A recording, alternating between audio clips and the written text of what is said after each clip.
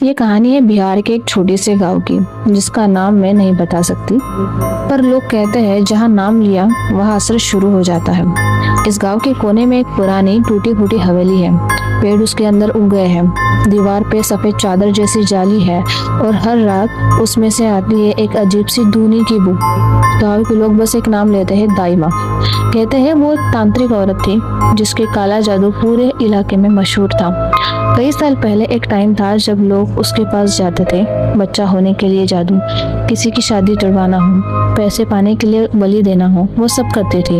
लेकिन एक दिन एक माँ ने उसके सामने बोला, तू तो डायन है। उस रात उस माँ के बच्चे की मौत हो गई। लोग कहते हैं कि दाई माँ ने बलि मांगी थी और उस माँ ने मना किया।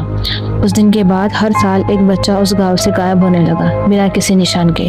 पुलिस आई, इंस्पेक्टर ने केस उठाया, लेकिन जो भी रात को हवेली के आसपास गया, या वो पागल हो गया या फिर बीमार। एक दिन पूरी हवेली में आग लग गई। लोगों ने समझा अब सब खत्म, पर लोग कहते हैं कि दाई माँ की आत्मा उस हवेली में आज भी है। पिछले साल एक यूट्यूबर ब्लॉग बनाने गया था उस जगह। उसने कहा, मैं अंधविश्वास नहीं मानता। रात में हवेली के अंदर कैमरा ले गए, कुछ शॉट्स लिए। एक थाली के घूमने की आवाज रिकॉर्ड हुई, पर जब प्लेबैक किया बैकग्राउंड में एक आवाज थी, आइए बलि के लिए तैयार है ना।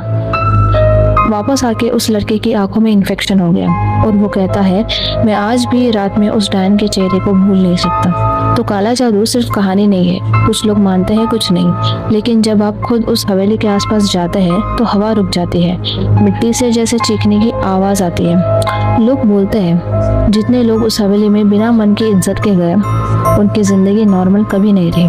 तो अगर आप भी सोच रहे हैं एक बार एक्सप्लोर कर लेते हैं, तो याद रखना, काला जादू के खेल में जिस दिन बलि तुम बन जाओ, वापस कोई नहीं ला सकता।